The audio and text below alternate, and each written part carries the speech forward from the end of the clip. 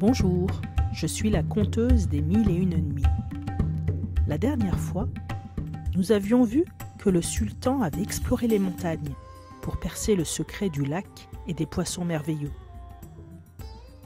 Après avoir beaucoup marché, il avait trouvé un palais et un jeune roi qui y pleurait et qui avait tout le bas du corps transformé en pierre. Alors ce jeune roi avait raconté au sultan son histoire, comment il avait découvert, après l'avoir suivi, sa femme endormie dans les bras d'un autre homme, et comment, fou de rage, il avait frappé l'homme au cou avec son épée. Puis le jeune roi continua de raconter son histoire. Je lui avais donné un coup d'épée très fort au cou, et je croyais l'avoir tué. Mais en fait, il n'était que grièvement blessé, mais ça je ne le savais pas. Je vis que ma femme commençait à s'agiter dans son sommeil et allait se réveiller, alors je partis rapidement. Le lendemain matin, ma femme revint à la maison. Elle était entièrement vêtue de noir, et elle pleurait. J'ai appris que ma mère était morte, et que mon père avait été tué, et que mes deux frères aussi étaient morts. L'un a été piqué par un serpent, et l'autre était enseveli sous les décombres de sa maison. Tu comprendras pourquoi je suis si triste. Et pendant 1 année, ma femme vécut ainsi, dans les pleurs et dans la douleur. 1 an après, ma femme revint me voir et me fit une demande. J'aimerais faire construire dans ton palais un oratoire pour y rester solitaire et songer à mes malheurs. Je l'appellerai la chambre des douleurs. Es-tu d'accord ? Tu peux faire comme tu veux. Ma femme fit construire un oratoire. Et au centre, il y avait une chambre surmontée d'une coupole. Alors elle y transporta son amant, qui était toujours vivant, mais extrêmement affaibli. Il n'avait pas prononcé une parole depuis le coup d'épée. Elle pouvait simplement lui donner à boire un peu de vin et de bouillon. Elle y allait matin et soir pour pleurer. Et moi, j'endurais tout cela, patiemment. Un jour, je rentrai à l'improviste dans cette chambre des douleurs. Et ma femme était là, en larmes. Elle suppliait son amant de lui répondre. Et elle se lamentait. Je lui dis « Arrête de t'affliger, cela ne sert à rien. » Et ma femme me répondit « Ne m'en empêche pas, sinon je me tuerai. » Je gardai le silence, et je la laissai ainsi une 3e année.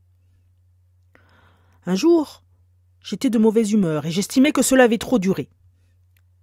Je suis rentré dans la pièce et je lui ai dit « Jusqu'à quand cela va-t-il durer ?»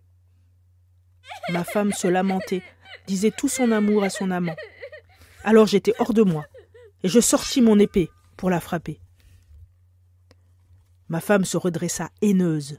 « Ainsi, c'est donc toi qui as blessé à mort celui que j'aime et qui m'as jeté dans le tourment ? Voilà 3 ans qu'il gît entre la vie et la mort. Oui, c'est moi, maudite femme. » Et je levai mon épée. Alors ma femme se mit à rire. « Enfin Dieu me livre celui qui a causé ma perte. J'étais dévoré par la soif de me venger. » Ma femme bondit sur ses pieds et elle se mit à parler dans une langue que je ne comprenais pas. Puis elle dit « Par mes pouvoirs magiques, que Dieu fasse de ton corps moitié pierre et moitié chair. » Et c'est ainsi que je suis devenue. Je ne peux plus me lever ni m'asseoir. Je ne suis ni mort ni vivant. Puis, ma femme jeta un sort à toute la ville.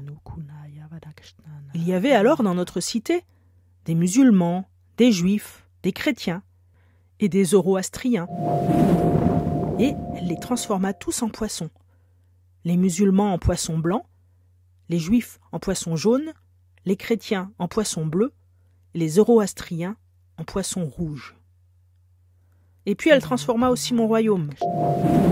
Les 4 îles devinrent 4 montagnes, et la cité devint un lac. Depuis, chaque jour, elle vient me torturer et me donner 100 coups de fouet. Et le jeune homme se mit à pleurer. « Mais où est donc cette femme ?» demanda le sultan. « Elle est dans l'oratoire où gît son amant.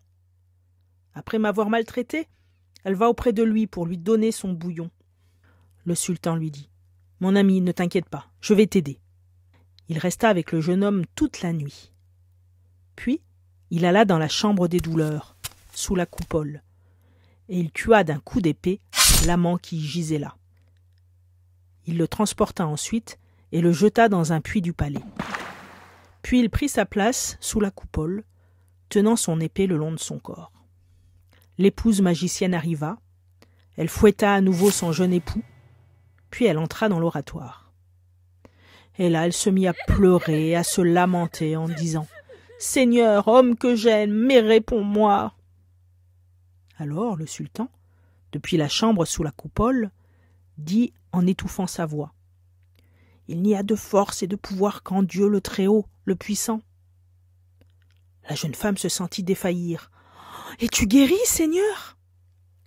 Le sultan répondit « Tu ne mérites pas que je te parle, mauvaise femme. »« Mais pourquoi ?»« Parce que tu fouettes ton mari à longueur de journée, que ses hurlements m'ôtent le sommeil. Sans cela, je serais déjà guérie. »« Oh mon Dieu ! Eh bien, puisque tu le souhaites, je vais le délivrer. Oui, délivre-le, que nous ayons enfin la paix. » La jeune magicienne se leva, elle remplit d'eau une coupe de cuivre et elle prononça des incantations. L'eau se mit à bouillir. Elle en aspergea son mari. « Par les incantations faites, quitte l'aspect que tu as pour retrouver ta forme première. » Le jeune roi bondit, tout heureux de sa délivrance. Mais la magicienne hurla en lui ordonnant de partir et de ne plus jamais revenir, sinon elle le tuerait. Le jeune roi s'enfuit, puis se cacha. Pendant ce temps, son épouse retourna à l'oratoire. « Seigneur, mais viens donc que je te voie. » Le sultan, qui était toujours dans la petite pièce, lui répondit. « Tu n'as pas fait grand-chose. Tu as coupé la branche, mais tu as laissé le tronc. »« Mais quel tronc, mon ami ?» ?»« Les habitants de la cité et de ses îles. Toutes les nuits, les poissons sortent de l'eau et me maudissent. Voilà pourquoi je ne puis recouvrer la santé. Délivre-les et reviens me prendre par la main pour m'aider à me lever. Alors, je guérirai. » La jeune femme se leva pleine de joie et elle se mit à courir vers le lac. Mais l'aube arriva et Scheherazade se tut. Elle nous racontera la suite de l'histoire du jeune homme et des poissons ensorcelés, ainsi que la suite de l'histoire du pêcheur et du démon, la prochaine fois. Bonne nuit.